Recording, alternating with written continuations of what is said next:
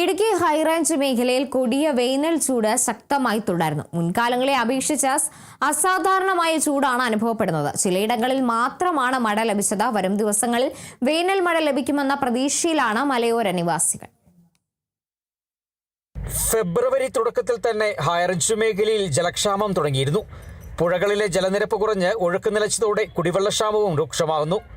വേനൽ ചൂട് കനക്കുന്നതോടെ കാർഷിക മേഖല കനത്ത തിരിച്ചടിയാണ് നേരിടുന്നത്. ഏലം, കുരുമുളക്, വാഴ, പച്ചക്കറികൾ ഉൾപ്പെടെയുള്ള കൃഷികൾ വ്യാപകമായി വാടിത്തുടങ്ങി. പ്രത്യേകിച്ച് ഉയർന്ന പ്രദേശങ്ങളിലെ ഏലത്തോട്ടങ്ങളിലാണ് നാശനഷ്ടം കൂടുതലായി റിപ്പോർട്ട് ചെയ്യുന്നത്. ഏക്കർ കണക്കിന് ഏലച്ചെടികളും കുരുമുളക് ചെടികളും കരിഞ്ഞുണങ്ങുന്ന സാഹചര്യമാണ്. ചിലയിടങ്ങളിൽ ഏലച്ചെടികൾ തണ്ടോടുകൂടി ഒടിഞ്ഞു വീഴുന്നതായും കർഷകർ പറയുന്നു. പാട്ടത്തിനെടുത്ത തോട്ടങ്ങളിൽ കൃഷി ചെയ്യുന്നവരുടെ അവസ്ഥ കൂടുതൽ ദയനീയമാണ്. ബാങ്ക് വായ്പയും പലിശയ്ക്ക് പണം വാങ്ങി കൃഷി ചെയ്ത കർഷകർ കടുത്ത പ്രതിസന്ധിയിലായി.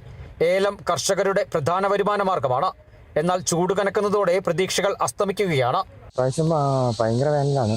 വെള്ളമൊക്കെ ഇപ്പം തന്നെ പറ്റിപ്പോയി. ഏലം കൃഷി ഭയങ്കര പരിതാപകരമായിട്ട് സ്ഥിതിയിലേക്ക് മാറിയേക്കുവാണ്. ഒരു മഴയാണ് നമുക്കിവിടെ കിട്ടിയിട്ടുള്ളൂ രാജകുമാരി ഭാഗത്ത്.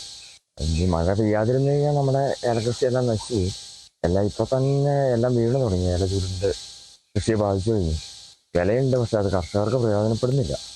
നെറ്റ് കെട്ടുന്നുണ്ട്, പക്ഷേ നെറ്റ് കെട്ടിയാലൊന്നും പ്രയോജനപ്പെടുന്നില്ല. ഇപ്പം അതുപോലെ ചൂടാണ്. കഴിഞ്ഞ വർഷത്തെക്കാളും ഇരട്ടി ചൂടായി ഈ വർഷം. ജലസേചന സൗകര്യമുള്ള വലിയ തോട്ടങ്ങൾ മാത്രമാണ് ഇപ്പോഴും നിലനിൽക്കുന്നത്. പടുതാക്കുളങ്ങൾ പോലും വറ്റിത്തുടങ്ങിയതോടെ സ്ഥിതി കൂടുതൽ ഗുരുതരമാകുന്നു. ഉടുമ്പൻചോല മേഖലയിൽ ഹെക്ടർ കണക്കിന് ഏലത്തോട്ടങ്ങൾ കരിഞ്ഞു തുടങ്ങിയിട്ടുണ്ട്.